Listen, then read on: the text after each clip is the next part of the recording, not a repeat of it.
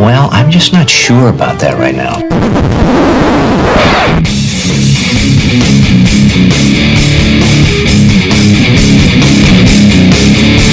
Welcome to Couch and the Roo.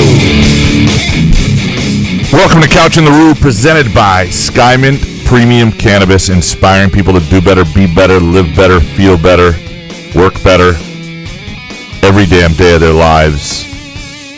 Jason, how you doing, man? Yeah, I'm here. You've got a day going. Boy, I tell you what, it started great this day. Woke up, I'm deaf, I can't hear anything, I have double ear infection. Then my sister leaves for Nashville this morning. I sent her a safe travels text.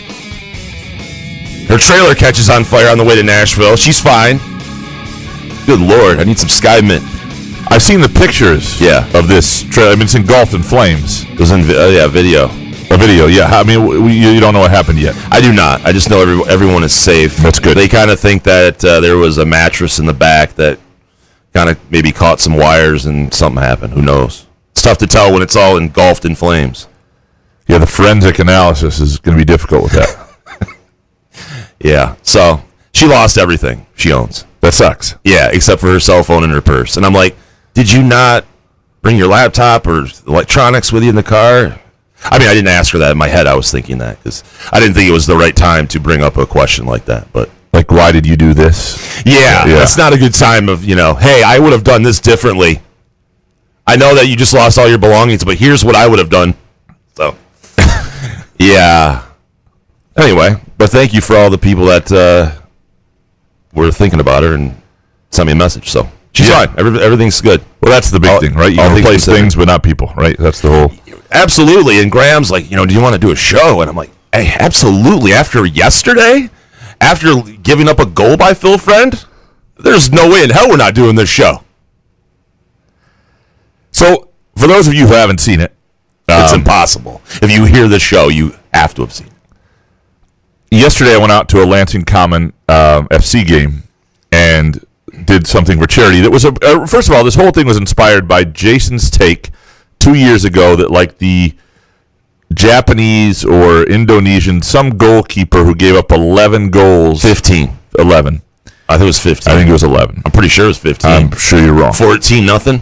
It was 11-0, I think. It's 13. But you basically thought, you said something along the lines that I wouldn't give up that many goals. So the idea was at some point when the Lansing United women's team was around, we were going to get out there in the summer and have them take shots at you and video it and see how many you could stop, like elite women's soccer players. Now, the pandemic hit last year.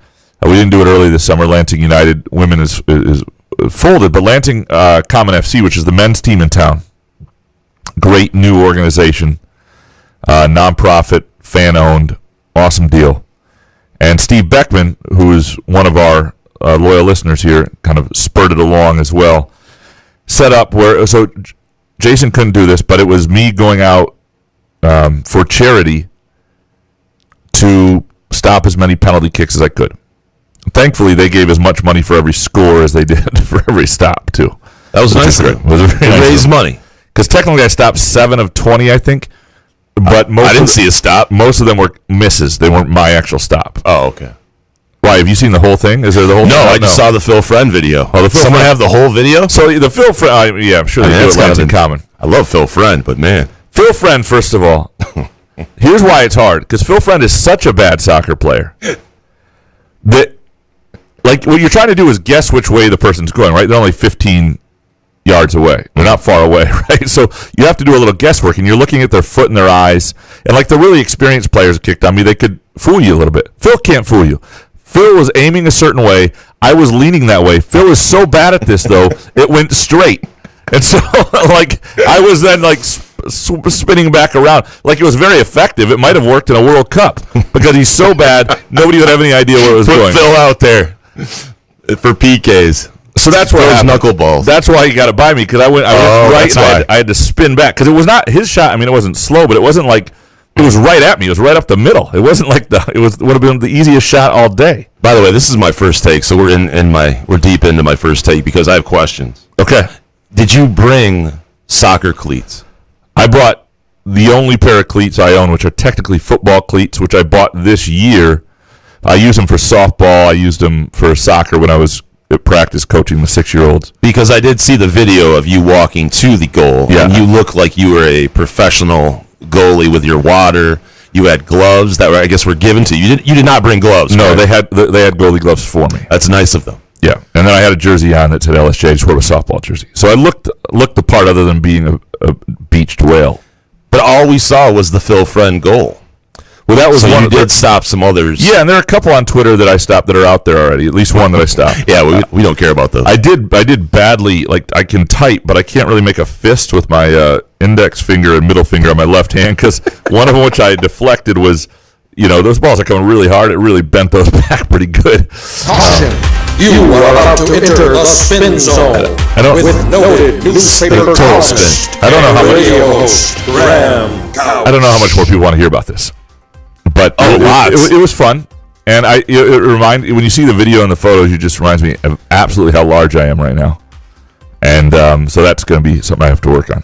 That is true. Because I do feel like when I took out Grant Long a couple years ago on the basketball court, that Graham, while he would have had a little more success, he was just a lot quicker. He was 25 pounds lighter. Would have been a little bit easier. I'm just saying, and by the way, when this whole thing started, you just mentioned that I was goofing on the whatever women's team was playing. I was saying, I'm not talking about penalty kicks. I said if I was in goal, I think I could have stopped, maybe only giving up 9 goals instead of 11. And Exactly. it turned into, you soccer nerds, let's kick balls at his big fat head. Like, all right, that's fine. Well, I guarantee one thing, Phil Friend's not scoring on me. I love you, Phil, but you're not kicking that garbage by me. There's no way. I think he is. No way. I think he is. There's no way. All right, well, next year you're on. I had to help my dad move yesterday. I'm not ducking this contest. I would love to get out there and look like a complete ass and have pictures on the Twitter forever of me failing at goal. We really need to get you in a scrimmage where you're just the actual game is happening. I have never said soccer players aren't athletes. I mean, they flop a lot and the game is boring, but they're athletes. They are better athletes than I. I'm not saying I'm better than soccer player, but I don't want to watch soccer, and I just think, You could have only given up 9 goals instead I of 11 thought, yeah, in in an goal. international competition. with some defense, with some help, yeah, I think I could have. I can't wait till next year. What's next year? I We can't. can't do this. I mean, we have to wait till next year? When's the next game? Are they done? No, they play one more next week. Next week. We're not going to keep doing this. For them, I mean, they don't get a lot out of, moron I'm podcast sorry. hosts People walking out there. talking about, isn't that what Steve Beckman is going for? Is us talking about his league and his team is a bad thing? All press is good press. Next year. If we did it every week, it would be worth it. Come kick a soccer ball at the Rube's gigantic fat head. Definitely Who doesn't want in? diminishing returns at some point. Yeah, maybe. Week 1, maybe it would be awesome. All right, my first take, and there are some hot takes on this, so we will get back into it. My first take, I'm going to go to college football expansion and the landscape that's all of a sudden wide open again, it seems. With the news last week that Texas and Oklahoma are headed to the SEC. And this has been sort of reaffirmed today. I think that it's sort of been officially, they've been notified that this is going to happen. Now, how quickly? My guess is by next year they're both playing in the SEC. But there's a lot of takes that have spun off this. And I think we need because obviously the Big 12 is in some trouble here.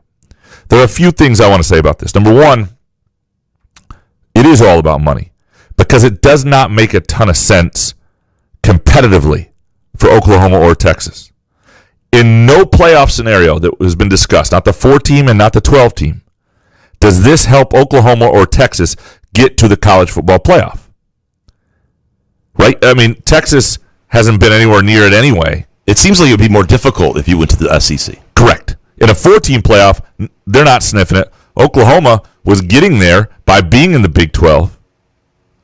And so maybe you recruit a different level defensive player or something. I don't know. But in a 12-team playoff, they're talking about 6 conference champions already. Wouldn't you rather be in a conference where it was easier to win the conference championship instead of having to be one of the at-larges? I'm not saying you can't get there through the at-larges, but this does not help them in any format.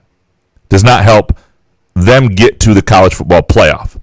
So it's all about money, which is proof of 2 things, and I do love this, that the Longhorn Network, which apparently you can get a few places, and the idea that Texas itself was enough to carry a network and be a big deal, it's better off. You're better off being part of a league-wide package than just being on your own.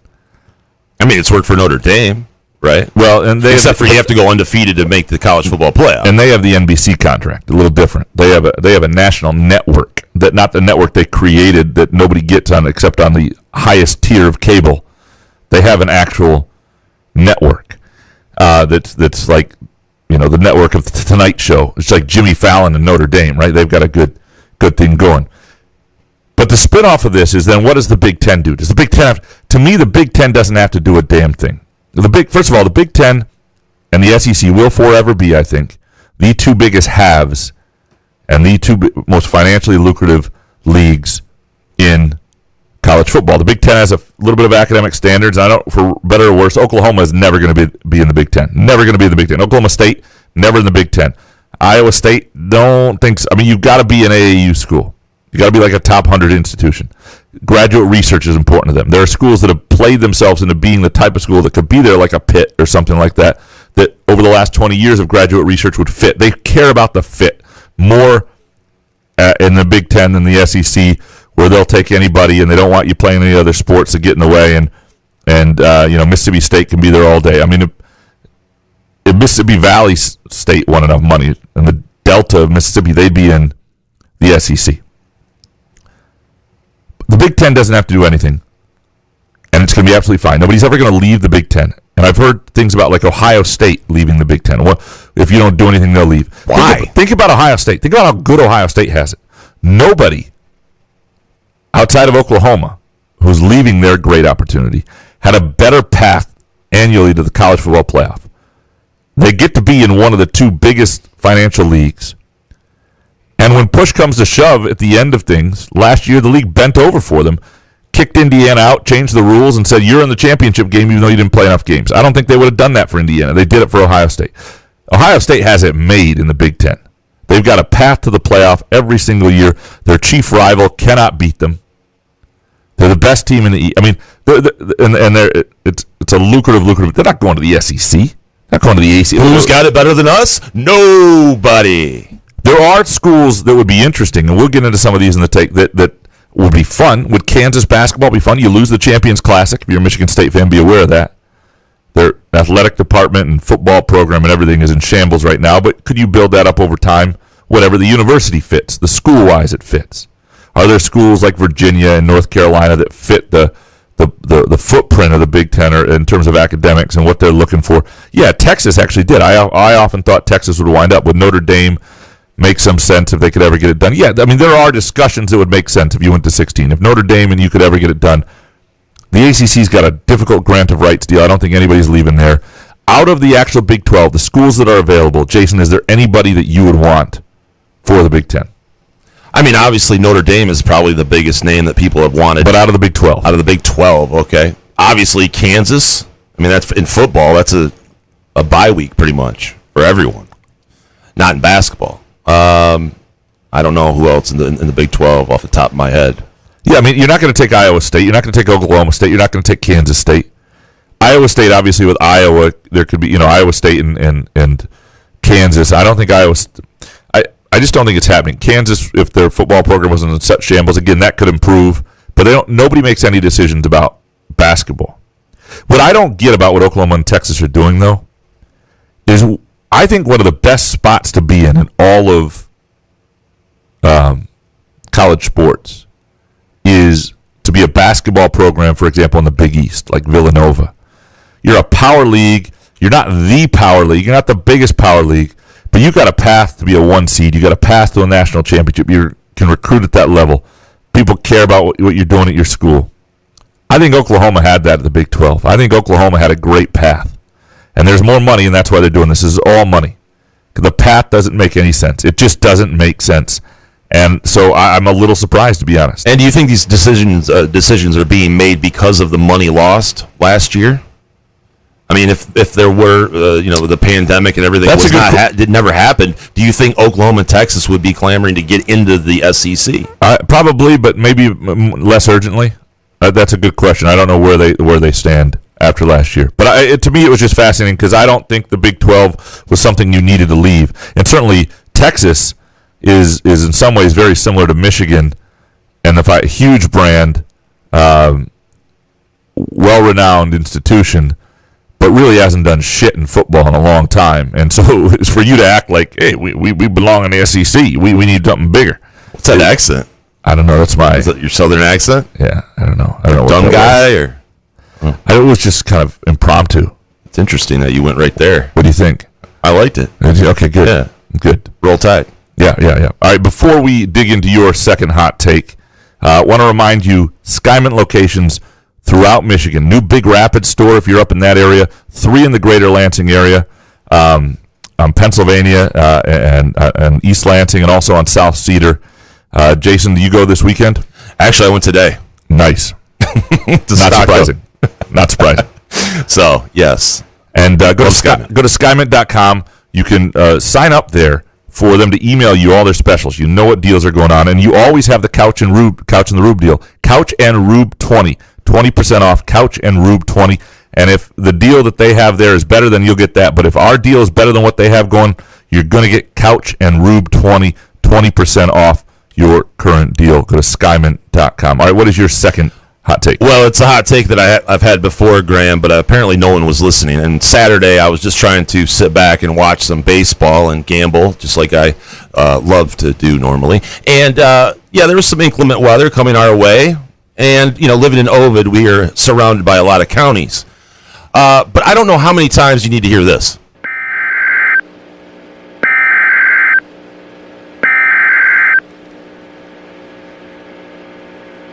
Anyway, so 9 times I counted that they broke into the baseball game. I mean, it takes over your whole television. You have to sit there. It scares the shit out of my dog. I talked to, what's our weather guy? Chris Eastlick.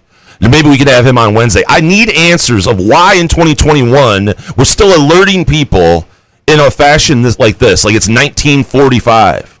Like we're sending a telegraph. Why do we have to alert people of a National Weather Service warning like that? Look at that. Why do you have to use these sounds? What would you prefer? Just a lower third? I mean, how about like a thing on my phone? Yeah, hit the phone. Everyone has a phone. Everyone. Old people, everyone. Just issue one of those on the phones. Can we do that? Does it have to be like this guy's voice? This includes the cities of this kidnapper voice. Nacogdoches County in eastern Texas. This includes the $1 million in $20 bills. I mean, what's with this creepy voice? Western Shelby. And I'm telling you, and it plays for 50 seconds plus. So I have to mute it. I'm losing the baseball game. The dog is scared shitless. I'm going to get Xanax for the dog. What are we doing in 2021? That's all I'm saying. I'm with you. I mean, I understand the safety deal. My only issue, and Chris maybe can speak to this at some time, is sometimes the weather people cut in are a little too happy that they've cut out your program. I'm not talking about them. I'm talking about just this prompt. Central Daylight Time. And it's black screen with emergency alert system. If you want to break in, I understand. If it's weather like that where it's tornadoes are touching down, sure. Doesn't bother me. It's just this old school way and the weird voice guy. Terrible noises. That's it. All right, my second take, and I wrote a column about this, or part of a column about this. And there's a lot of things to get into from MSU football media day, Big Ten football media day, Michigan State football, and the things that I heard there. And we'll get into a lot of those through your hot takes. You bring a lot of them up. And I think the vaccinations thing was really critical that Michigan State's at 90%. That's going to give them a chance to have a better season than somebody who's struggling to get to 75 and is more likely to have players who are in quarantine and games that are messed with and all that sort of stuff. And I was heartened actually to hear, because I think it motivates people to get vaccinated, hear Mel Tucker say that it would matter in terms of playing time and evaluating positions, because availability is your best attribute. And so if you got 2 guys competing for a job and one's not vaccinated, you're going to go with the vaccinated guy. But the most interesting thing I thought stood out, and Tucker has been this way, he's been impatient, but his impatience resonates. Like, you hear most coaches, and it's not that they don't want to win early and they don't have, but most coaches try to temper expectations, not wanting, because then if people expect the world and you fall short of that, people aren't happy. But if they don't expect the world and then you give them something better than what they're expecting, they're thrilled. Mel Tucker is an impatient man. He's somebody who wants to win this year. He thinks they've made big strides. He thinks he's recruited. I mean, you could easily, if you were Mel Tucker, sell this to me. Sell this to a fan, anybody, and say, we've got 15 new players, transfers. We've got a lot of freshmen. We think we've got some dudes who can play. We're kind of excited to see them. But we're also aware this is, year 2 of a rebuild, and it's going to take a minute. And there's some things that we might not be completely ready for. And people would totally buy into that. They would totally brace themselves for the 6-6. And they would just hope the 6-6 looked different, which I think is important. That it wasn't this slog defensively of 1917 defeats or wins, that it was 38-35, and it was a different sort of mediocrity. But Mel Tucker sounds like a man who isn't going to be all that satisfied if they're not 8 or 9 wins, if they're not winning a lot, if they're not competing already. And it's fine for coach speak, but I do wonder psychologically what that does to the fan base. What that does for, and I think it's great that you want your players believing that's where they ought to be. But if people enter the season thinking, boy, Tucker really likes this team, maybe this is a team with a chance to contend, and then they fall so much short of that, that doesn't help him build, right? Is this the Big Ten Media Days, what you took away from it? I mean, is that what this is? All right, you do not like this take? Are we going to bet the 4.5 or not? We definitely bet the over. After you went to Big Ten Media Days, what did we learn? And that is take the over 4.5. Yeah, look, I didn't need Big Ten Media Days for that. Big Ten Media Days is always full of bullshit. But you can take away certain tones, and sometimes they're wrong. Mark D'Antonio in 2019. Oh man, and I stand by this. Swagger. I think he thought he had a squad. I told you guys that because Jack interviewed him, and I was sitting next to Jack, and I just could tell with D'Antonio, either he was really tired from the day, or he just had the swagger. He knew he had a good team. He thought he had a squad that could run. And the thing is, you go through that, and they had that bad loss at Arizona State, but you go through home against Arizona State. You go through the Ohio State second quarter early on. They played Ohio State early on as tough as anybody. Like that kind of broke their back and then broke their spirit. And offensively, they weren't quite where he was hoping they'd be. But I think defensively, he did have a squad at the beginning of that year. Didn't turn out to be quite the team, and you saw that where they went in the NFL. It wasn't quite as high as maybe it appeared at one point. Those guys didn't actually reach their potential on that. But Mel Tucker's interesting to me because I've covered a number of coaches, been around other coaches who have taken over jobs, and he has all the excuses in the world to say this is sort of year 1. We're sort of beginning right now. And yet he's acting like not only is it year 2, but we ought to win now. And that's an interesting thing to hear from him about his squad. What is your third hot take? Well, Woke Couch, to calm down, because this is not the reason why I hate the new Cleveland Indians name. But the Guardians, I mean, honestly, I don't care. You want to get rid of the Indians name, I understand. If it offends American Indians, I get it. Get rid of the name. The Guardians? I mean, Graham, I was thinking if they all of a sudden changed the name, like PETA all of a sudden was like, hey, Detroit Tigers, you can't call yourself Detroit Tigers. That's terrible against Tigers. And they changed their name to Detroit Guardians, I would be like, dude, I'm out. I think I'm out. And with a logo with the wings thing on it, I'm going like, man, that would be a complete bummer. And I feel bad for Cleveland fans because now you're the Cleveland Guardians. So it's garbage. Do you like the name? Do you understand why the name exists? The Guardians. Yeah. No, I don't like it. So it would be like Lansing naming a team Winkin', Blinkin', and Nod. So there are these 2 Guardian statues that, like, right when you're coming over the bridge into Cleveland, into the downtown, into the stadium, that guard the city. They're, like, famous there. Great. So it's a local thing. I'm not saying it's the greatest there's a name. Joe Louis Fist down in Detroit. Should they be the Detroit Fist? I'm just saying there's be a cool logo. There's I'm not saying that the why not the Spiders? The Spiders, right? When they were in another league, when not no the doubt. Major League Baseball, Spiders would have been cool. That would have been cool. Just the Guardian, the logo, I just thought was garbage. And my question to Detroit fans, though, if they changed the name of your favorite team, would it make you stop watching the team? I would say if they went from the English D logo to all of a sudden a fist, I'd be like, oh, shit, this is a bummer, man. It's not fun anymore. What are we doing? Well, and sure enough, if the lions get upset, I'm talking about the animal here, and don't like their likeness being used, perhaps it would be something. No, I'm kidding. The Detroit Ass. Detroit The Ass. new lion's name. That would fit, though. That would at least Just a set of butt cheeks on a it would at least on fit. a helmet. Yeah, it would at least fit. Okay, I've got my third hot take. And I've got 2 in 1 here because neither one is strong enough to carry one. All right? There's a heck of a tease. Cockburn. Team handball. I get why, like, I do understand why that it's not the most popular sport in the world, why we've never heard of it, because there are no teams here that play team handball. But if you were to start sports over again, where we didn't have the affiliation of Michigan State for basketball, or teams for soccer or football, team handball would be one of our 4 sports. Like, just on a pure watch the sport stand, it's like a combination of basketball, soccer, water polo. I mean, the water polo, just because of the way they throw it. It's like basketball with this big goal, the way they dribble, the way they move it, the way they cut. It's freaking awesome. It's better than this 3-on-3 garbage that they have in the just in terms of aesthetic watching value. If Michigan State had a team handball team for 50 years, for 100 years, it would be bigger than Michigan State basketball. It's that enjoyable to watch. It's This could be the worst take of all time. okay. I'll stay with the Olympics.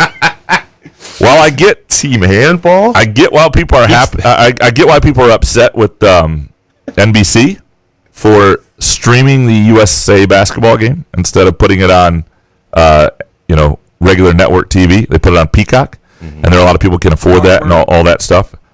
I want people to understand the NBC sucks at doing the Olympics anyway. Like, the CBC is so much better. East Lansing used to get that in their cable systems. We haven't here in a long time. But if you can get anything else other than NBC to watch the Olympics, you are better off. Because you know what? You'll find out that there are countries other than Americans. You don't only learn about the American athletes. You don't miss events while they're doing a 15-minute package on some sob story you don't give a shit about. Like, the Olympics are a lot of cool events you rarely get to see, and NBC doesn't show you hardly any of them. So if we're the basketball game, I could care very little about the U.S. basketball in the Olympics because we have the NBA. We have other things that make basketball more interesting. There are lots of sports you don't get to see other than on the Olympics, and I want to actually see those sports. I want to learn about some of the athletes elsewhere in the world, and NBC sucks. NBC's always sucked at the Olympics. That's what they do. NBC sucks at the Olympics. That should be their entire fucking motto. I'm surprised you're anti the 3-on-3. I mean, like, you're one chance to get into the Olympics. I'm not saying it would on be fun to play. It's just not. It's not that fun to watch. Transition like handball. Team handball. Team handball. Big difference. How many dudes can you fit in one of those booths? How many hands do you need? You mean there's more than one player? You have a teammate? Can I give you one more hot take? Just because I'm there. You might as well run it another right one. in the fucking Shitty ground. Yeah.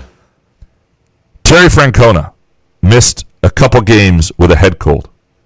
It's a beautiful thing. This is where we need to go.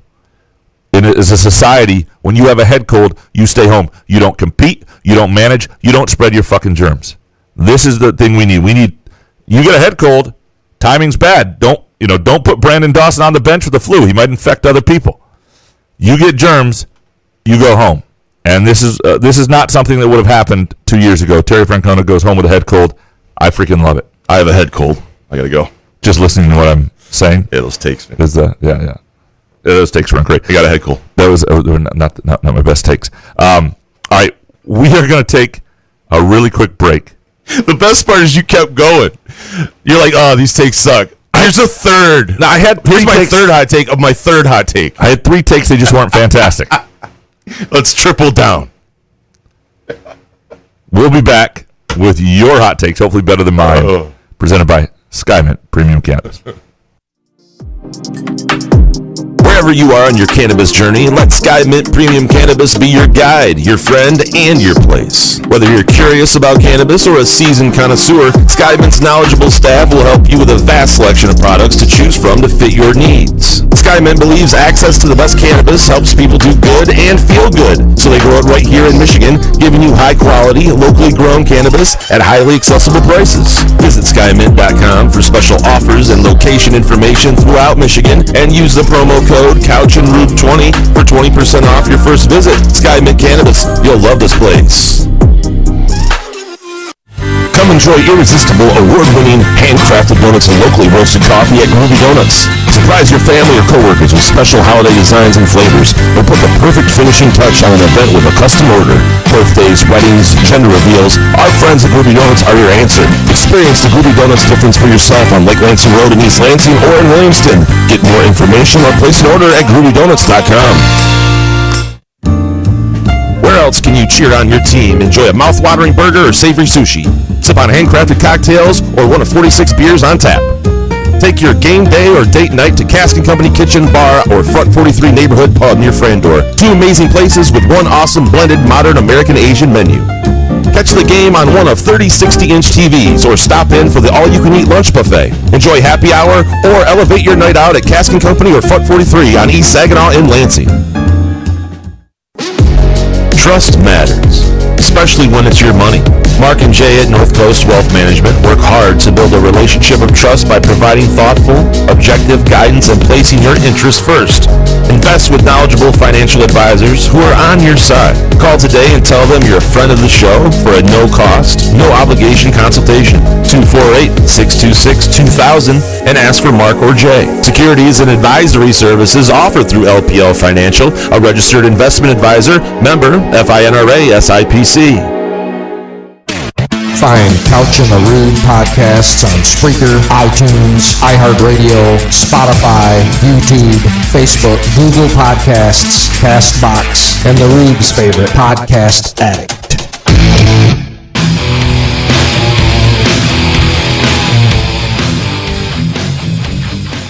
Couch and the Rube, presented by Skymint Premium Cannabis. It is time now for your hot takes. Jason, you ready? Yeah, let's do it. Eric Schultz up first. Number 1, Tucker going 7-5 in year 2 would be significantly more impressive than when D'Antonio went 7-5 in year 1. Less talent, less home games, harder non-conference slate, and a better Big Ten in 2021. 2, Graham let Phil score. 3, Trader Joe is overrated. Trader Joe's. More than one. Well, that's the name of the store. It's Trader Joe's. Yeah, I've been there. Okay. Trader Joe's. Yeah. I didn't let Phil score, by the way. I really thought you did.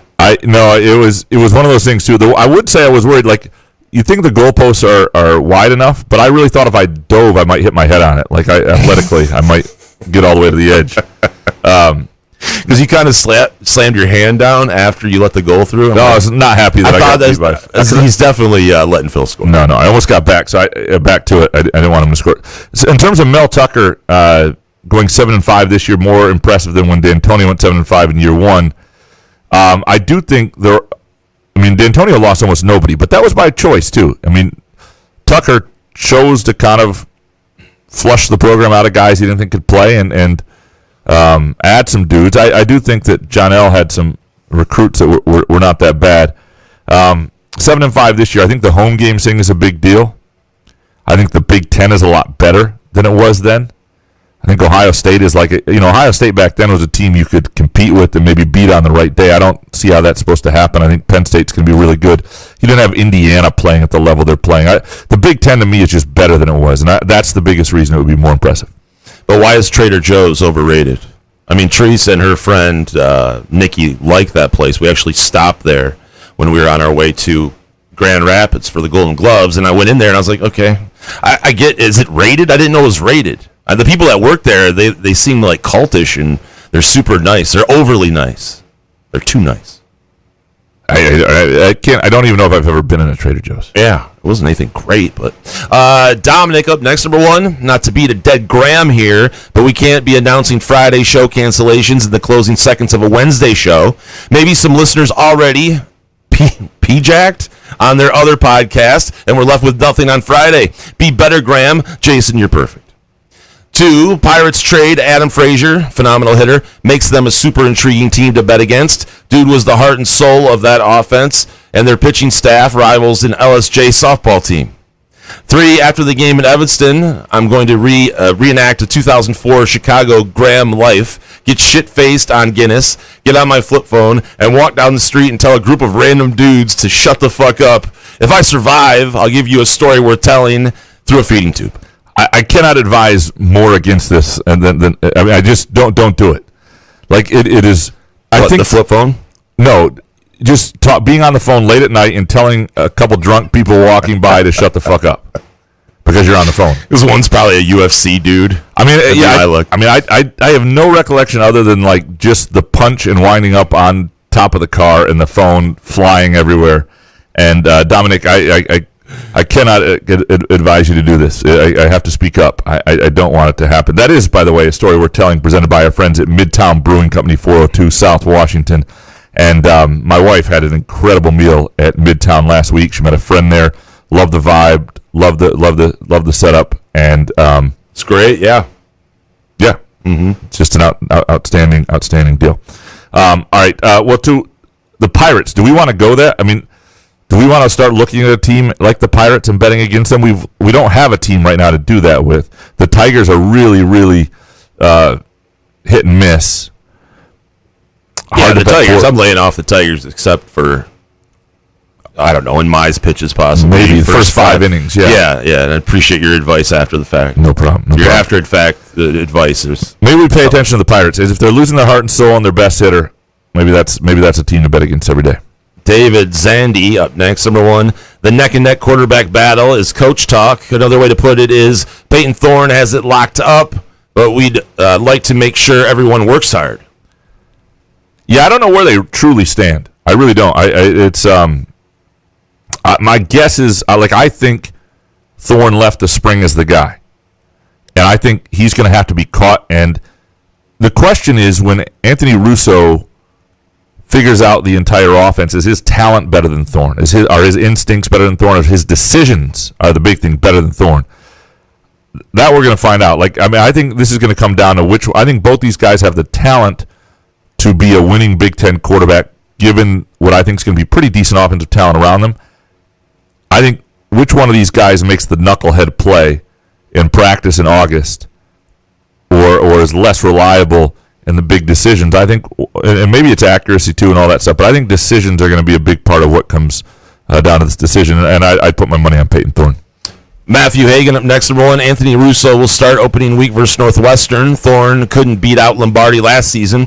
2, if the Tigers do not trade Boyd, Scoop, or extend Scoop, they are still directionless. And 3, Jaden Akins will play the most minutes of the freshman class because of his defense. It's possible, although you have to think about Akins is also going to be backing up Tyson Walker. So if that's the case, I would put my money on Max Christie playing the most minutes. But I can see his defense. I can see him playing off the ball some. I can see him finding a way to be in the 20 minutes a game, which would give him a chance to do that. I would put my money on Max Christie. If the Tigers don't trade it's not Scope. Sorry. Scope. I always get it fucked up. You should spell it. You messed me up saying it. It's like Cockburn. It's not spelled correctly. They're still directionless if they don't trade. Boyd still got a year left on his deal, and if you think you're going to re-sign Scope, I wouldn't trade him unless you're going to get. If you're just going to get a really low level prospect, I wouldn't do it. I wouldn't do it. I would. I think we've seen what happened when you got rid of guys for the Detroit Tigers last time. You didn't get shit back. They almost had nothing that's paid dividends. And if you get a prospect you like, it's worth doing. But otherwise, try to extend them. I don't know if they're directionless. I like where they are right now. Sorry for the second quick break here. Apologies. I probably shouldn't have taken a break last time. We got a lot of really, really good stuff coming up here. Matthew Hagan. Sorry, that was Matthew Hagan. Maybe Bo McJunkin, Spartan 18770, Dan Grafe, John, Gavin Haas, Vanzi, Kurt Wisniewski, David Jackson, John Crager, Steve, Peasy, Nick Palmer. Lots of incredible stuff coming up. Lots of really good takes from you guys. We'll be right back. Couch on the Rube, Skymint Premium Cannabis.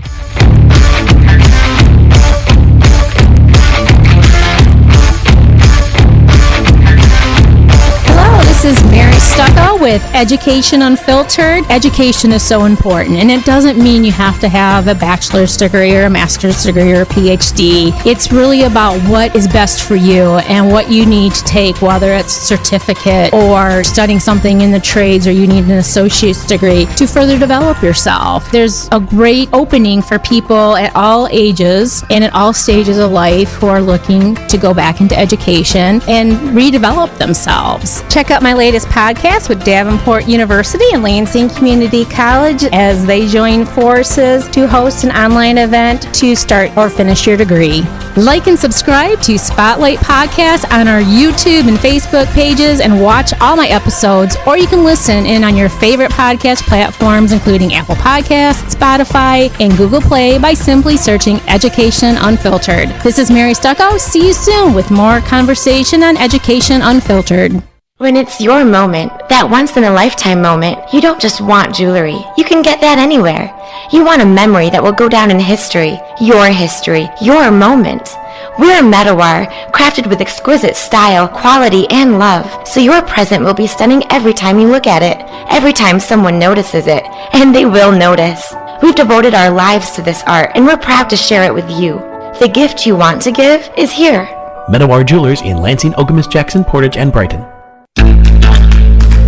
Live across the Great Lakes State, you're connected to Michigan's most engaging and influential radio and television program, Michigan's Big Show, starring Michael Patrick Shields. Great to be with you, Michael Patrick. You're the show I would want to be on. Forget those other ones. Michael Patrick, it's always a pleasure to be on the air with the King of the Airwaves. Thanks for having me on again. That's a very good question. Those are all great questions. Good morning. Thank you. Michigan's Michael Patrick Shields.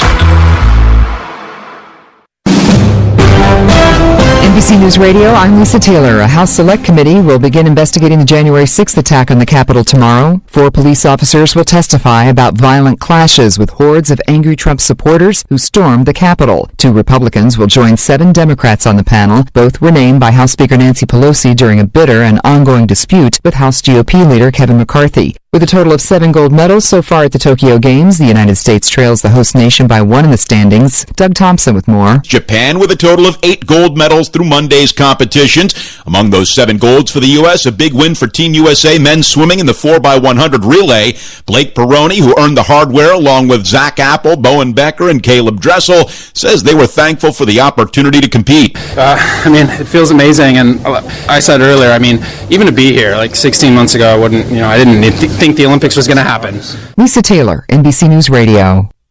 Michael Patrick Shields here with Matt Rhodes at Dusty's Cellar. 2020's gone. There's some things I won't miss, but there sure are some things here I want to hold on to. Yeah, as unusual as 2020 was, there'll be one constant for 2021, and that our 6 for 60 wine club is going strong and will continue to do so for the upcoming year. I know you added some options, the Pinot Grigio, the Rosé, Parducci, and all the reds and whites and mixed. Going to do the same this year? Absolutely. We'll carry on with all the variations of the club we offered this past year, and we'll be looking for more creative new club ideas as the year goes on. I do like those top shelf, top 100 selection, dollars or less, but they're all highly rated by a wine publication. Will you keep that up? Absolutely. 100 wines, red, white, rosé, dry, sweet, whatever your taste, we'll have a wine for you at $15 or less, a highly rated wine, a great value. Cheers, and you can join me in the Dusty's Cellar 6 for 60 Wine Club. Just pop on dustycellar.com and have a look, or go on into the store on Grand River in Okemos, just a little east of the Meridian Mall. Cheers, Michael. I'm Tony Cuthbert with your Spotlight Sports Update. Jorge Soler had 3 hits and hit 2 home runs as the Royals tamed the Tigers 6-1 in Kansas City. Eric Haas prevented the shutout by driving in a run in the 9th for the Tigers. Tarek Skubal gave up 5 runs over 5 innings to take the loss for Detroit, which has lost 3 straight. The Tigers visit the Twins tonight. Lions veterans will make their way to training camp tomorrow as rookies arrive to camp on Saturday. The first preseason game for Detroit is against Buffalo at home on August 13th. Draft day is almost here for the Detroit Pistons. The 2021 draft is Thursday from Brooklyn. The Pistons hold the top overall selection and have been linked to prospective top overall pick Cade Cunningham since winning the selection. And Team USA men's basketball ended a 25-game Olympic winning streak with a 83-76 loss to France. The team will play Iran on Wednesday.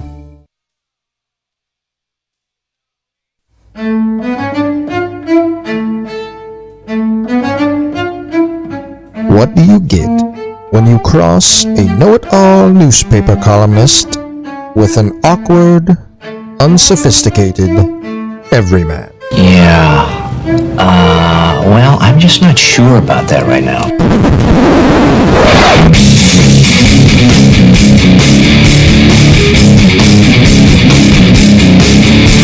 Welcome to Couch and the Roo. Couch and the Roo, presented by Skymint Premium Cannabis, inspiring people to do better, be better, feel better, live better every day of their lives. Digging into your hot takes from the weekend. And, Jason, you want to dig right back into these? Yeah, maybe up next. Number one, Phil Friend scoring on Graham is the beginning of Graham's transition to a coach. 2, the Fighting Couches, or G League, a 9-year-old soccer team, will be inspired by Graham channeling Ted Lasso and Tom Izzo. And 3, columns will be written about the team furthering the decline of print journalism. Thank you, Michelle. Yeah, transition to coach from play. I mean, I feel I'm a coach player. I'm like Tree Rollins out there. Bill Russell, whoever you want to call me, that's what I am. I'm a player coach. In soccer? In everything. Oh. I mean, I'm not giving up the athlete side of things. Yeah, it was. I'll be honest, it was humbling. Like, I thought I was going to do better than I did. What, stopping the soccer penalty kicks? Yeah. Wow, you are competitive. Delusion. Remember I said you're only as happy as you are delusional last Friday or Wednesday whenever we had the last So show? you're telling me when Phil scored, when you slammed the grass, that was serious? Well, Really bummed. I wasn't really bummed. I was just like, I thought I was going to stop Phil. That's what I thought. I knew Phil was going to hold that over me. Bo McJunkins up next. Number 1, I'm afraid Delta variant will cause more headache with fall sports than people think. Thanks to a section of the population that won't trust medical professionals, but will trust a gas station hot dog. 2, not a fan of these super conferences. Something just seems off to me, having conferences that are bigger than they are now. Can't quite put my finger on it, but it just seems like it won't be as enjoyable. And 3, MAC schools and other small conferences would benefit more by dropping to FCS and making a bigger league there than playing second fiddle to the Power 5 super conferences. Yeah, there's different arguments from that financially in terms of how much it costs for football, what it is for the front porch of university, whether it makes sense, whether you're to me, if you go to FCS, you have to put an emphasis on basketball, and the MAC has done a poor job of that. So the Missouri Valley, it works. Those schools, they put resources into basketball, they care, and I don't. The MAC has just not done well. Facilities, finances. The MAC sucks with basketball, and really was great in the '90s, but the last 2 decades have been shit. So they'd have to, I think, put some resources there, not to fall completely out of relevance. I think, the Delta variant's a little concerning. We'll see where all this goes. I mean, everybody's planning to be full attendance, but I wouldn't, I'm not counting on anything this fall, and it's a little it is depressing because we should be in great shape. We could be in great shape. We're this blessed country that has the ability to be in great shape with a freaking vaccine, and yet somehow we're not. Do you think it's less enjoyable having these super conferences? Like, I do. I think there's a part of me that you add Oklahoma and Texas to the SEC, you screw over other leagues. Like, it's what college hockey did when the Big Ten, the Big Ten got greedy with college hockey and hurt college hockey badly. I don't like it. I think what concerns me, too, is, you couple that with the name, image, and likeness thing that no one really has a grasp on, coupled with, teams that want to leave a conference to go to a SEC. Where's college football going to be in 3 to 5 years? It's going to be fascinating. I mean, Ryan Day, even at Big Ten Media Days, was like 5 years from now, college football is going to be extremely different. Yeah, I agree with him. It might be sooner than that. You might not be able to recognize it. We might like it, we might not. And I don't like that. No. I liked it the way it was. Like, I don't know. Maybe I'm a creature of habit. I just don't like all of a sudden you can pack your bags and leave a conference. No, we like the rivalries. We like what we have. I don't like what Texas and Oklahoma are doing, and it will make me forever root against them. I'll root further. I hate the SEC as it is. Right. And I don't really understand anybody who finds it appealing to live down in that area. But that's a whole different argument. Spartan 18770 up next. Number 1, after all the conspiracy rumors of Oklahoma, Texas, Michigan, and Ohio State going to the SEC, this is what Twitter was built for. Let the chaos run into the streets. Ha ha ha. 2, 99% of all Spartan fans hate Curtis Blackwell. Guess what, fanboys? Mel Tucker and MSU need and will have to kiss his ass to make serious headway in recruiting in the Detroit area. 3, so now every fanboy reporter from Ann Arbor starts a question to Jimmy with, "Go Blue, huh?" Graham, I suggest that you end every question to Tucker with, "This question is brought to you by Hawaii Spa, where encroachment is more than just a minor penetration." Extra hot take. If people don't care for Graham's non-sports takes, don't worry. As he says all the time, I'll grow on you. Something like that. I don't know if everybody agrees with that, but I appreciate you saying that. The media days, you saw the Michigan guy saying "Go Blue" to Jim Harbaugh. Yeah. There was a Michigan State donor who was in there. I mean, they let a lot of people in. It's the easiest thing to get credentialed for.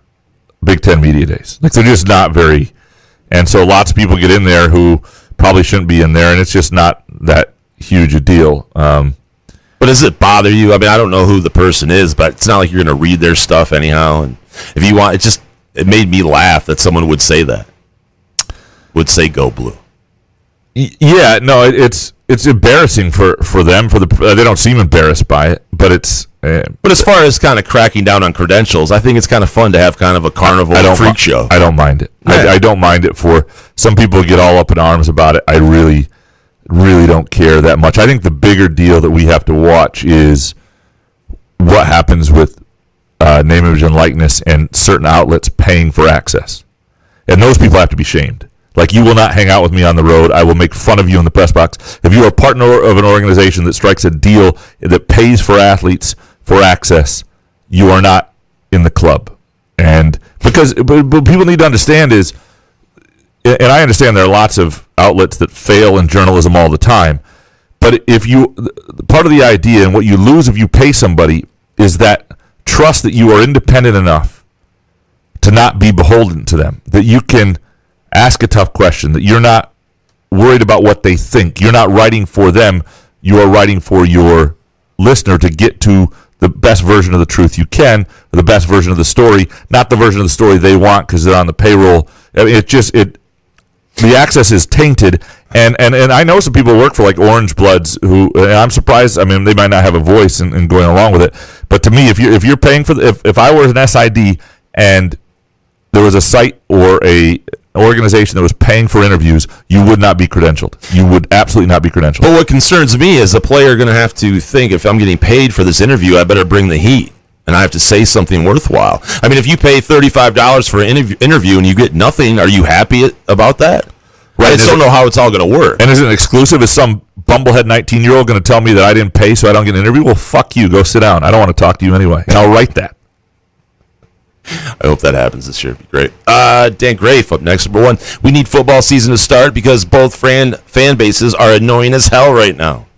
2, everyone saying Kansas is a good team to add should be forced to watch every Kansas sports besides basketball. Their athletic department is terrible. 3, Texas and Oklahoma leaving the Big 12 when they are the founding members is crazy. The rest of that conference is now in limbo and about to become the Big East football from 15 years ago. Yeah, I mean, it's too bad for all those other schools too. That's the thing that sucks. It's really the opposite of anything that's altruistic. I mean, they're really not looking out for your brethren and rivals. And I mean, if you're Oklahoma, you're screwing Oklahoma State here. And for a while, I thought there was going to be some legal challenges within Oklahoma about that. A lot of schools that are good programs but need those two anchor institutions are going to be really, really hurt by this. I'm with them on Kansas a little bit. Like, Kansas is a good school, a very good school, and a great basketball program. Nobody's making any moves other than the Big East for basketball. Maybe that's wrong, but financially, basketball doesn't do what football does, and Kansas doesn't add anything to you. If you were going to add Kansas, you would want to also, if you added Kansas and Notre Dame, where you added essentially another Rutgers in football, and then also got Notre Dame, and then you get Kansas basketball. Like, if you're going to add Kansas, you need to add it football, but it can't be Kansas and Iowa State. I don't think that just doesn't work. Kansas's athletic program could fix itself over time, but you don't want to just add Kansas. They don't have enough. It would have to be something else where you're adding a really good program. So maybe you want to balance it out. Maybe you want to add another program to give and then it gives you that in basketball as well. John, up next. Number one, the Big Ten should reach out to Texas A&M and Georgia Tech for possible expansion. 2, adding non-football traditional schools like Kansas or Iowa State is worse than not adding anyone.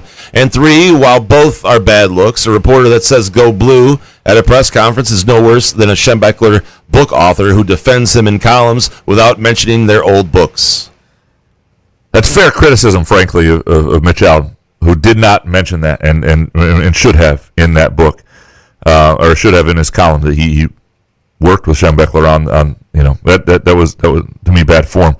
The Big Ten can stand pat, and I understand Georgia Tech, Texas A&M, whatever. The Big Ten doesn't need to do anything, and what's going to get really interesting though is what the Big 12 starts doing, what these conversations are, and whether teams start to go to the Pac-12, or and some of these schools just aren't that attractive.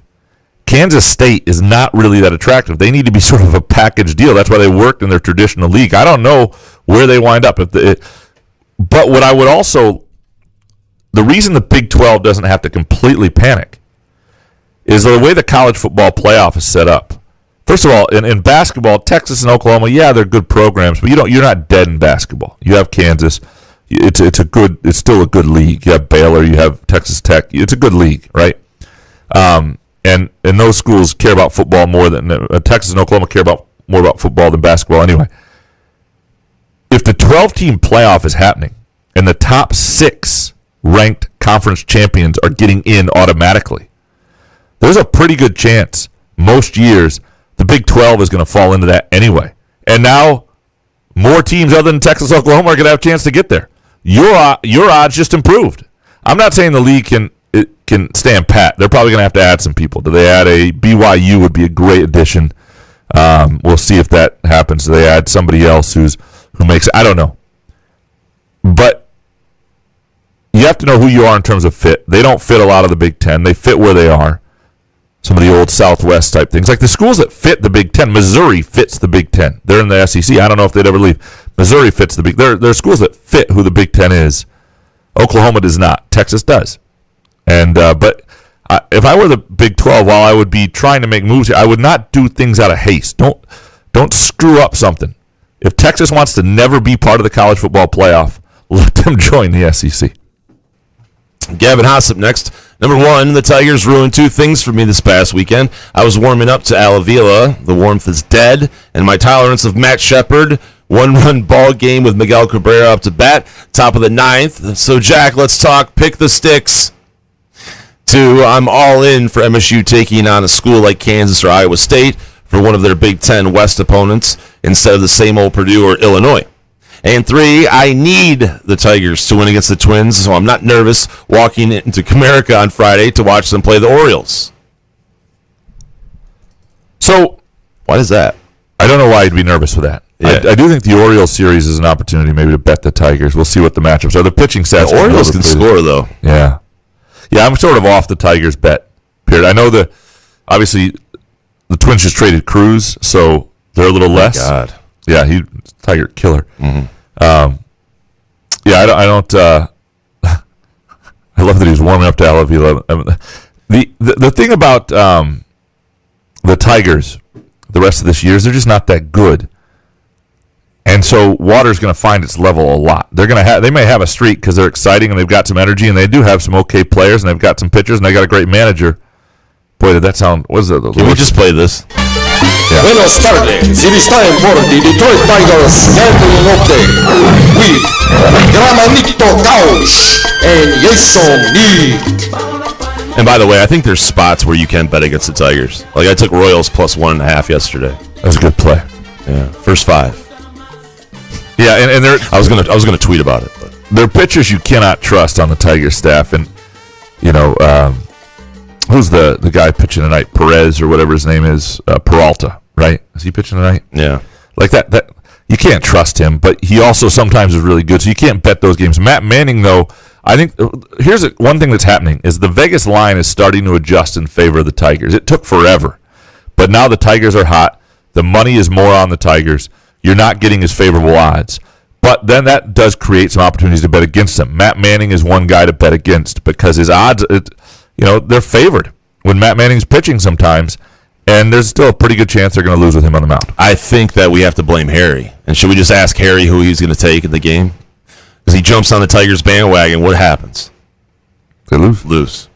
Vanzy up next. Number 1, college football is at risk of losing the things which made it special, traditional rivalries, amateurism, and mostly even playing field. 2, if Oklahoma is going to the SEC, Lincoln Riley should bolt for the NFL. And 3, I can't get into the Olympics this year. Bonus hot take, COVID really hates John Rahm. He's had some bad luck with that.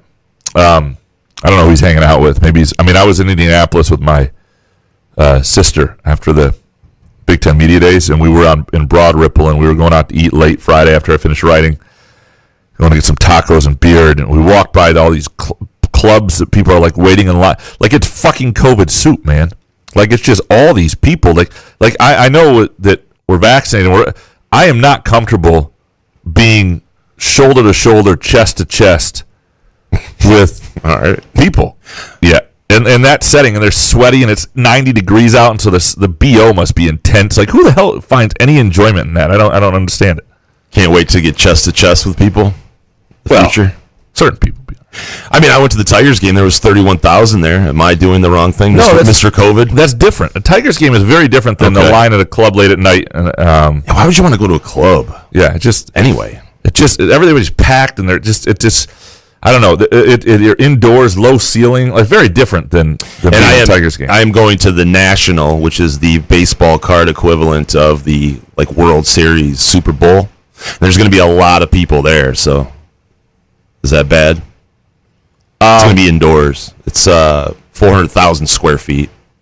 A lot of guys wearing Crocs. A lot of BO. The BO is the thing. I don't do BO well. Dude, BO guy. I sat next to BO guy at a Tigers game, and I was going to lose my shit until he left. Thankfully, he left after the 4th inning. Like, come on, BO guy. BO guy outdoors. We're outdoors, and your BO's killing me. We were at a Cubs game at Wrigley a few years ago, and my wife was next to BO girl. Ugh. And it was bad.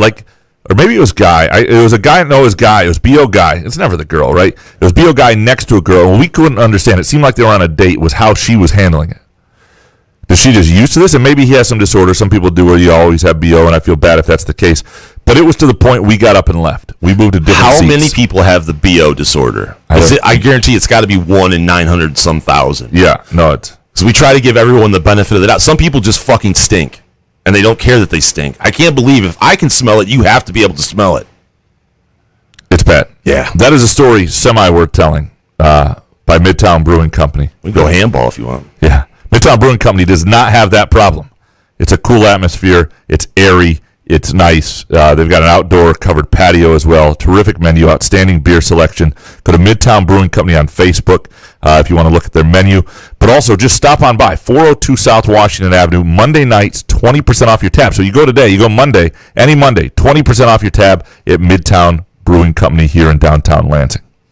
Kurt Wisniewski up next. Number 1, the Big Ten will add 6 teams and be the largest Power 5 conference with 20 teams. Notre Dame, Oklahoma State, West Virginia, Cincy, Kansas, and Pittsburgh. 2, the local basketball team won't reach 500 by August 1st. Baseball team, excuse me. 3, the best burger in East Lansing, Peanut Barrel Rodeo Burger. That is a very good burger. There's no question. Yeah. Notre Dame, Oklahoma State, West Virginia, Cincinnati, Kansas, and Pittsburgh. A lot of those aren't going to happen. Ohio State would never allow Cincinnati, and Kansas and Pittsburgh, West Virginia. I don't even know how that fit. I don't think it's a great fit. Kansas and Pittsburgh and Notre Dame are the 3 schools there that the Big Ten would listen to. David Jackson up next. Number 1, the new Great Lakes Invitational format is ass and pointless. Isn't this supposed to be Tech's showcase? 2, Ricky White's return could be the biggest of all. And 3, Graham's turn as a soccer goalie has forced a reevaluation of his claim to having schooled Grant Long on the court. Bonus hot take, if the Big Ten's response to SEC expansion isn't a knockout, such as A&M and Mizzou, or include Notre Dame, or involve Virginia and North Carolina, the Big Ten's response must be to add nobody. Under no circumstance should any Big 12 refugee be considered. I think the bonus take should be shorter than your other takes, though. That should have been like the 3rd take, and then 3 should have been Grant. Anyway. Love you, David. The Grant Long thing happened. I mean, there's just too many witnesses. It was brilliant. But right, I think he agrees it did happen, but he has to kind of reevaluate because he probably thought he put you on a pedestal of such an athlete. I saw Phil Friend absolutely go whatever the soccer player insert there on you and score. A dribbler. I was lighter, a couple years younger. All those sort of things. Good old days. Really interesting. The Great Lakes Invitational format. What he's bringing up is college hockey, and there's not going to be a champion, and the games are going to be played at campus sites. So this is no longer like at the Joe, or no longer downtown. I mean, or downtown Detroit. I don't love. What's the point? They have these. I mean, I like matchups that aren't teams that. I mean, these teams used to be mostly in the same conference. Not Michigan Tech used to be in the CCHA, and I like that you give some of those old matchups. But I certainly don't need to see Michigan State, Michigan at a non-neutral site when they're going to play 4 times in the regular season. And speaking of Michigan, did you see the NHL draft? I'm not trying to start any shit, but how do you not win a national championship in hockey when 80 of your guys go in the top 10? Because some of them haven't even played for them yet. That's just not how it works. But they had some, right? It says they were from Michigan. I don't know. I'm not saying I know college hockey. You just see that and you go, wow. Well, college hockey's format to begin with is stupid. It's single elimination in the playoffs. In hockey, where a bad bounce and a hot goalie there should never be a hockey event ever that is single elimination. Ever. The NCAA hockey tournament, if they want any credit, I mean, I remember being 15 years old, and that was the last time I really invested heavily in it because of that format. Hockey should be 2 out of 3 all the way through the tournament. If you want to get to the, to the Frozen Four and maybe figure a different way to do it, that's different. But to get to the Frozen Four, it should be 2 out of 3 all the way to get there. John Crager. Number 1, there will be Crager. Sorry, I misspelled. All right. Number 1, there will be another shutdown, lockdown come fall time. The whole full stadiums thing is a pipe dream. 2, I would rather watch the stone skipping contest that took place last year on ESPN 8, the Ocho, than the Olympics. By the way, that stone skipping contest is pretty cool. It was in Marquette. A guy from Marquette won it. I'd hope so. It was kind of fun when there were no sports, but your home pond. The Olympic. I don't know. I'm not really into the Olympics. I know some people really are. What are the storylines? What athletes am I supposed to be watching? And Simone Biles, right? Greatest athlete ever. I know a lot of outlets are wasting a lot of money spending people over there to write about it. Can you imagine? Look, I work for one of those organizations that done it. I've been offered I was offered the Russia Winter Olympics in 2014. But think about it. Our organization was willing to send me to Russia in February of 2014 for a month during Michigan State basketball season. How does that benefit us? It doesn't.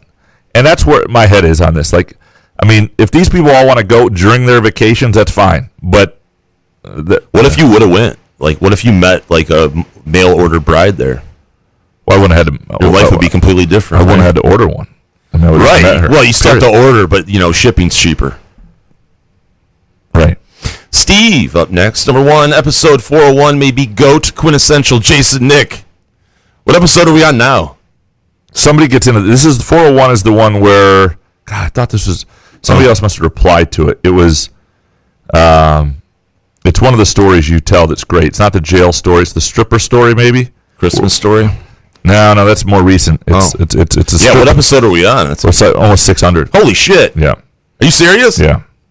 It's a Jason birthday, I think, or something.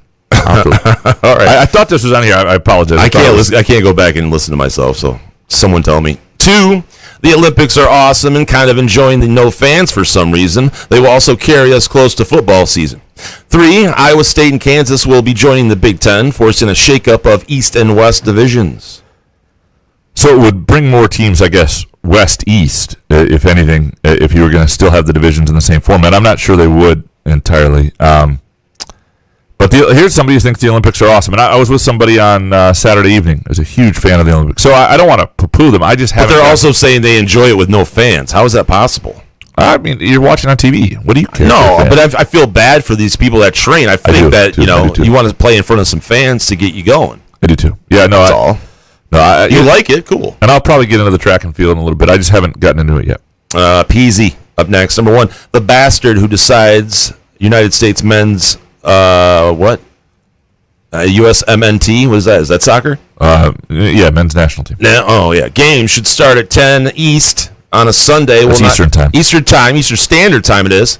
On a Sunday, we'll not see heaven. Love it, Peasy. Sorry, I screwed that up, Peasy. 2, there's a major gap between Graham's description of his athletic prowess versus what the film shows. You have some bad film out there.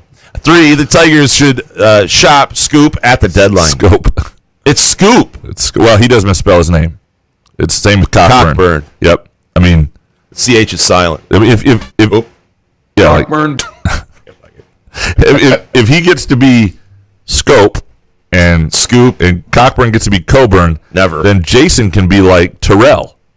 Yeah, it's the same misspelling. It's Nick Cock, the cock silent. It's not. That's exactly what Cockburn is. If I put cock after Nick and said, "Oh no, it's Nick, the cock silent." Nick Palmer up next. Number 1, Grant Long is disappointed in you, Graham. 2, U.S. basketball law shows no matter how many guards you have, you need a big body to rebound. And 3, while we're at it, let's have Hawaii join the Big Ten. Let's just admit conference realignment is a money grab. Oh, it is a money grab. That's what down with Hawaii joining. Right? I would be great with it. They don't. That's not going to happen. But I would be great with it. By the way, 401 is Jason's birthday. He messages people to tell them they are legends. This is episode 401. Oh God, I was still drinking back then. Graham gets people to comment on why they hate Jason, and Jason tells the story of being banished from a strip club. That's a pretty solid episode. That's one episode. 401 may be a legendary episode. That's as good as it gets. I think right. Let's play that Wednesday. I think it's not coming in. Grant Long. First of all, I don't think he remembers the thing as strongly and vividly as I do. But have you watched the U.S. men's basketball team play at all? I watched a little bit. I knew it was a replay. We stopped and got something to eat yesterday, and it was on. And I was like, man, I think I can hustle some people up at the bar. They haven't seen the score. I mean, I watched a little bit of it. The problem is in all these leagues, they have NBA players now. These national teams elsewhere play together more. They play a style. And so even when these... I don't want to hear that shit. Yeah, France had Evan Fournier, Gobert, and Batum, right? You know, obviously Gobert is a defensive guy, MVP of that, whatever. But, I mean, you don't lose to France. What are we doing? I think it's just the construction of the team. It's just bizarre. Well, yeah, they don't have a true point guard enough. They don't. I mean, it's. But they also don't play to their strengths. They try to play international ball and just freaking one-on-one this shit. You know? Yeah. Ryan Allen up next. Number 1, Cade Cunningham won't be the best player in this year's draft in 3 years. 2, the Olympics are a waste of time, and I can't stand 99.9% of the sports. 3, the NHL draft is almost as boring as the Summer Olympics. Do you watch any NHL draft? No, me neither. I don't know anybody. So, but here's the concern. Cade Cunningham won't be the best player in this year's draft in 3 years. If Troy Weaver thinks that too, then he should draft somebody else. It doesn't care. It doesn't matter how many of us yahoos here are like, you got to take Cade. You got to take Cade. If you have an evaluation and you know, you hear whispers that they like Mobley is in that tier almost as much as Cade. I don't know about Jalen Green or what, but you don't want him to get cute. But what would make me love Troy Weaver as a GM more than anything is if 3 years from now, Cade Cunningham's like the 3rd best player in this draft, and the Pistons have the best player in the draft, and it wasn't Cade. Like if he goes out and gets Jalen Green or Mobley, and that guy winds up being the best player in the draft, despite what everybody thought, then that only solidifies Troy Weaver's legend. So if he thinks he's got to trust his own eyes. If he thinks that people are off on Cade Cunningham as an NBA player, doesn't matter what the pressure is. That's why you get paid. That's why it's your job to make that decision. If it was as easy as what everybody thinks in popular opinion, any of us could be the GM and draft Cade Cunningham. It's your job to work them out, evaluate, talk to people, get a sense of what you think somebody projects to. We're dropping MFers now? Alex James up next. Number 1, 2010 Graham is somewhere deep inside, begging to be unleashed. Yesterday's performance nudges Graham into training with MSU football team for the rest of the summer. 2, the Rube as Tommy Chong somehow looks more like a stoned hippie than Tommy Chong. Oh, that was the best. 3, Kevin Durant needs to quit ripping on his teammates.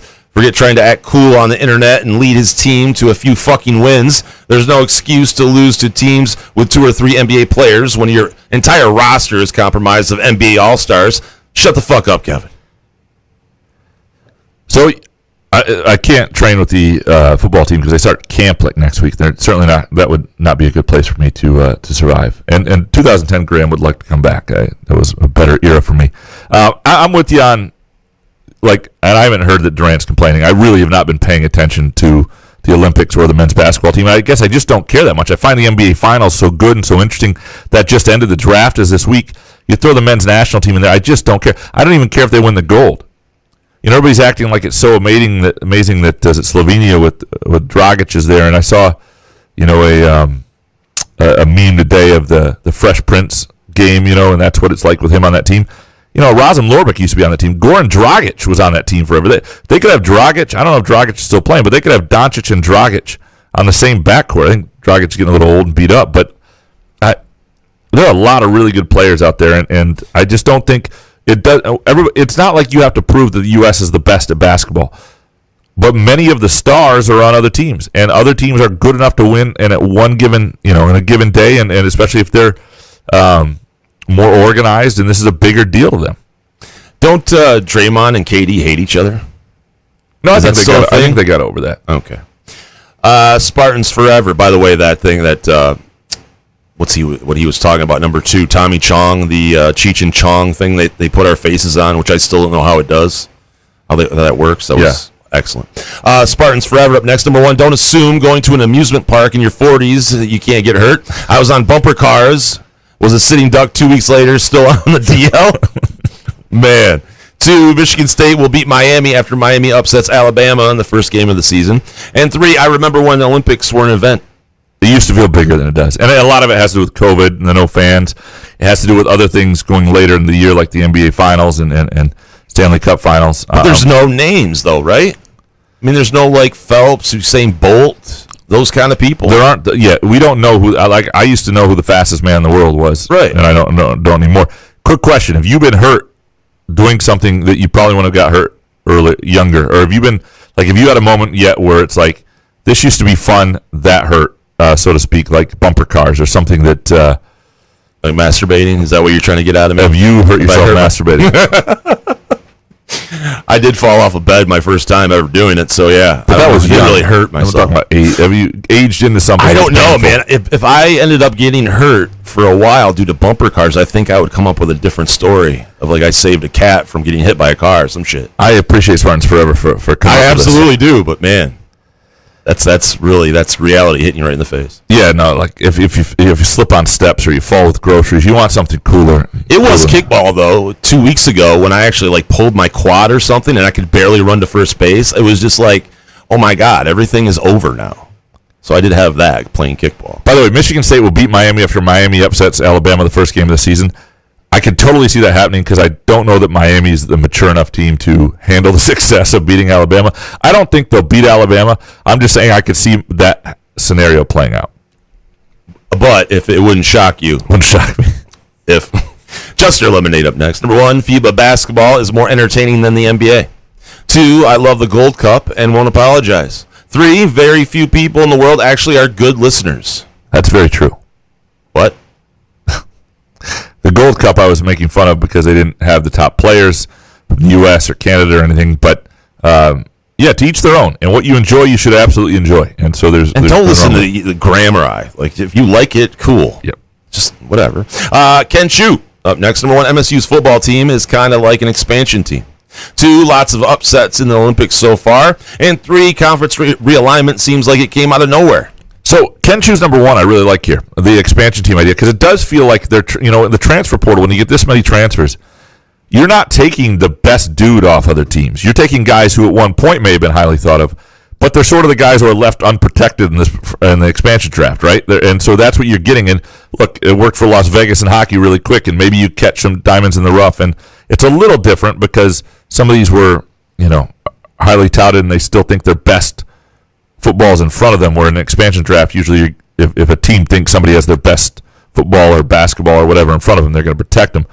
But I did find that reference to be sort of interesting, and because you really don't know what you're going to get either. Jeff from Tucson up next. Number one, I wonder the relationship between the Spartans, women's golf, and Holly Saunders is these days. Lately, she seemed to very much get into soft porn, if you follow her on her Instagram. I do. And other social media outlets. I recall she was a pretty good golfer at MSU. Can either one of you please do some research on the subject? P.S. I made a visit to Ann Arbor Sky Mint location, and it was a very relaxing situation. Besides the constant road construction out front, the staff, Allie, I spoke with, was very informative and helped get me in the right direction on pain relief. Sky Mint's awesome. I mean, they will help you whatever you need. The best. And absolutely. And again, locations throughout Michigan, as Jeff talked about. He was in Ann Arbor, so. He drove from Tucson to Ann Arbor. Man. To go to dedication. Sky Mint. That is absolute dedication. I just Googled Holly Saunders and then went to her Instagram page. Yeah. I would not want my wife to find this up like on my computer, so I'm going to close out right now and get off of that. Bookmarked it, though? No, I'm kidding.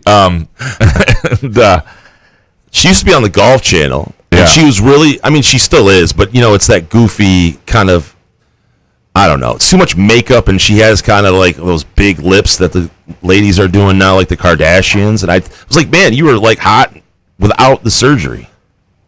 Well, yeah. But I do enjoy your Instagram. And the whole dating Vegas Dave thing kind of lost me on that. But yeah, I mean, I don't know if she's trying to be a serious journalist or whatnot. The pictures kind of... Oh, that's over, though. Take away from that, yeah. I mean, what? I mean, just do porn. Raccoon Graham up next. Number one, going to Cedar Point during the live broadcast high on Sky Mint gummies and Delta 8. I'll either be one hell of a ride, no pun intended, or either be a living nightmare. Either way, thanks, Sky Mint. 2, Graham Couch will end up in the all Big Ten honorary team for offensive line after making consistent strides this offseason. 3, Dan Campbell will bring a live lion out opening game with Sheila Hamp Ford as a ringmaster, later to have the lion escape and bite Dan Campbell's knees, and will proceeding to look at Sheila. Those have to be sponsored by Sky Mint. Yeah. All 3 of those. Appreciate your Raccoon Graham. I am weighing close enough to, like, I couldn't play college offensive line now, but I could maybe play in the NFL, and I could play in the 80s in Division I. Not strength-wise, but I'm just saying weight-wise, they would put me on the line. Andrew Gauthier up next. Number 1, Jason is not allowed to talk any shit about Graham's goalkeeping unless he's willing to step in and try to block more penalty kicks. I'm just saying I wouldn't give up a goal to Phil Friend. That's 2, USA loses to France in basketball. That's some shameful shit. 3, these Olympics are the least interesting in my lifetime. They came out of nowhere. And first of all, we didn't know if they were going to happen. We don't know who. The thing COVID does with sports, and when COVID is the backdrop, it ruins a little. It taints the sport a little bit. It just changes it. Last year in college football, college basketball, it kind of ruined. It ruined. It's ruining these Olympics. The NBA playoffs felt great because you had crowds and they felt normal again, right? And that it got a little back to where we were. I'm hoping we're there in football season, because when you don't know if something's going to happen first, it's hard to get into the sort of details of the event. Who's the best at this? When they're talking about, well, are they going to cancel it 2 days before the opening ceremonies? Mr. Neurotic Pants up next. Number 1, every overweight personality in Lansing sports media who trash talks Graham should be made to block shots on goal in public. Graham gave it his fall, and it was the best part of the day. Mr. Neurotic Pants was there. Got to hang out and chat a little bit. He was at the game at Lansing Eastern yesterday. Did he stop any shots? No, but he didn't criticize me for it either. I'm not criticizing. I'm just saying I wouldn't give up a goal to Phil. No offense to Phil. 2, media days are propaganda orgies that would make Putin blush. Wow. But I honestly believe Mel Tucker's men like playing for him, and that can be cashed in for something.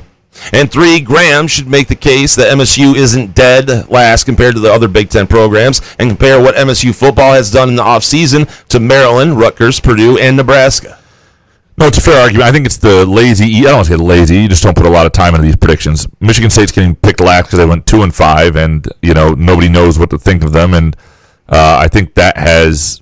I think that's why that's what it is. I don't think anybody has any clue whether they're worse than Maryland, Rutgers, Purdue, Nebraska. Nobody knows what. I mean, look, after the first week last year, we thought Michigan might be the best team in the country because they beat a Minnesota team that we thought was really good, and both teams were complete ass, right? So we don't even know after the season starts. I wanted to get into the media days propaganda thing. I think he's right on this. You do get some honest answers and some good interviews, and it's not all propaganda. I mean, people are trying to put their best foot forward, and the players that go there, certainly people know how to represent well, but there is some decent, you got to read the tea leaves. There's some decent stuff once in a while. I do think, though, you do get the sense that the guys who have stayed to play for Mel Tucker like what he's building right now. Now, I don't think it's unanimous throughout the program because it never is, and I'm sure there are guys who have stayed who preferred D'Antonio or aren't is completely in love. But I think more and more the guys who are there, he's had a lot of roster turnover, and guys who have chosen to stay dig what he's doing. Farty Spartan, Silver Spring Spartan, up next. Number one, Michigan State fans do not demand excellence and are way too self-deprecating. USC is no better than us, but their fan base expects 10 wins regularly. Michigan State isn't Bama or OSU, but it's still a Tier 1 program. Yeah, but if you're USC and if you're expecting 10 wins and you never get there, there's no happiness to be had. Like, Michigan State fans this year are going to enjoy this season if they win 7 games because you're going to get to enjoy the small victories because it's sort of a program on the bounce back. Those are the best times as a fan other than when you're winning big. I mean, I remember the year Michigan State went 11-1 and won the Big Ten in 2015 and got to the playoff, and there wasn't a lot of enjoyment in the journey to get there. And in fact, when they lost to Nebraska on the road, there was a lot of woe is me and what the hell happened, and it was their only loss of the season. So, it's hard to enjoy the win over Purdue in Week 6 if the expectation is 10 wins all the time. I think Farty Sparty, Silver Spring Spartan, had one more take that I didn't get. Just want to give you a heads up. Afternoon on Mondays or Fridays with the Twitter questions, Mondays with the hot takes, there's no guarantee I'll get your hot take or question in there on that day. Sometimes I do if I see it, but I think his last one came after 1. It's never going to get in there. But we do appreciate you taking part. I just wanted to use this time to remind you of that. If you can get in before noon, it helps me out a lot. And back to what he was talking about, though, I mean, I think Michigan State fans have self-awareness. I think if Tucker wins 7 or 8 games this season, I think next season they could expect maybe a 10-win season. I think it's not out of the realm of possibility. I just think Michigan State fans are realistic, that they can know what kind of team we have going in. Well, and building a program is interesting because you look at Mark D'Antonio's tenure, for example. His year, was it 4? Was one of their worst years. And it's, 7, 8, 9, year 3 was one of their worst years. Year 4, they won a share of the Big Ten. But year 3 was the year that they go 6 and 7, and they weren't very good. And some of that happens, like you can take over a group that's okay. John L. Smith, did he go 9 and 3 in his first year, I think, and he had a team where they overachieved. I covered a team in Western Michigan, Kalamazoo, when I worked there, by the way, that had been 1 and 10 the year before, but had Greg Jennings and had some things going for it, and was able to go 7 and 4, and then had a really good team. It went 8 and 4, and then the next year went 5 and 7 with a young quarterback and some youth. So it could happen to Tucker too. I think the real thing is you don't start judging a coach, to me, until year 4. Like anything that happens in these first 3 years, I'm not saying you don't give him credit for, you don't worry about a little bit, but you can have a really key group that ages out at a certain point. Now, it's different now with the transfer portal and the age of this team. I don't know that that'll necessarily happen. But the offensive line, for example, could come together this year with some guys who this is their last year and then not be as strong a year from now. So I think year 4 is the year you truly start to judge a college football coach.